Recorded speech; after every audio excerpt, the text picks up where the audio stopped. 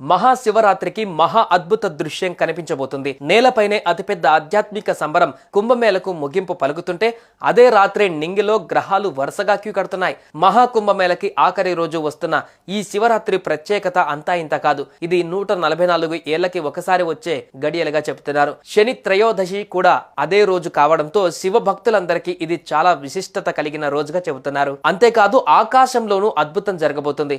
Megastar Chiranjeevi Anji cinema చూసిన వారికి first scene గుర్తుండే ఉంటుంది. 72 ఏళ్లకు వచ్చే ప్రణవ శివరాత్రి రోజున ఆకాశం నుంచి దేవతలు పంపే శక్తుల కిరణాలు ఎక్కడ ఉన్న ఆత్మలింగాన్ని అభిషేకిస్తాయి. అది సినిమానే కావచ్చు, కానీ ఇప్పుడు ఖచ్చితంగా అలాంటి శివరాత్రే 144 ఏళ్లకు రావడంతో అదే రోజు కుంభమేళకి చివరి రోజుగా ప్రకటించారు. అదే రోజున గ్రహాలన్నీ ఒకే వరుసలోకి రాబోతున్నాయి. నవగ్రహాలన్నీ కూడా ఆకాశంలో కుంభమేళకు ముగింపు పలకడానికి వస్తాయా అన్నట్లుగా ఒకే వరుసలోకి వస్తున్నాయి. సూర్యగ్రహణం, చంద్రగ్రహణం సమయాలలో సూర్యుడు భూమి మీద, చంద్రుడు ఒక్క వరుసలోకి ఎలా వస్తాయో ఇలా ఇప్పుడు శివరాత్రికి అన్ని గ్రహాలు ఒకే వరుసలోకి వస్తున్నాయి. ఇది మహాకుంభమేళకి మహా ముగింపునిచ్చే ఖగోళ అద్భుత దృశ్యంగా భావిస్తున్నారు. మహాకుంభమేళ ముగింపు రోజున ఆకాశంలో మహా అద్భుతం చోటు చేసుకోబోతోంది. ఫిబ్రవరి 26న ముగియనున్న మహాకుంభమేళ మహోత్సవానికి మరో అద్భుత ఖగోళ ఘట్టం తోడవనుంది. శివరాత్రి రోజున సౌర మండలంలోని 7 గ్రహాలన్నీ ఒకేసారి రాత్రి ఆకాశంలో ప్రత్యక్షమయ్యే అరుదైన దృశ్యం చూడబోతున్నాం.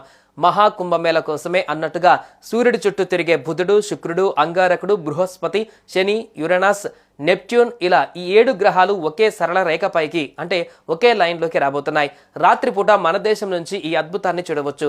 ఈ గ్రహాల కలయిక కారణంగా ఆఖరి రోజు మహాకుంభమేళకు మరింత విశిష్టత వచ్చిందని పండితులు చెబుతున్నారు. ఈ అద్భుతాన్ని టెలిస్కోప్ అవసరం లేకుండానే చూడవచ్చని ఖగోళ శాస్త్రవేత్తలు అంటున్నారు. ఖగోళ విశేషాలు, ఆధ్యాత్మిక శక్తుల మధ్య సంబంధం ఉందని నమ్మే వారికి మహాకుంభమేళ చివరి రోజు చాలా ప్రముఖంగా మారింది.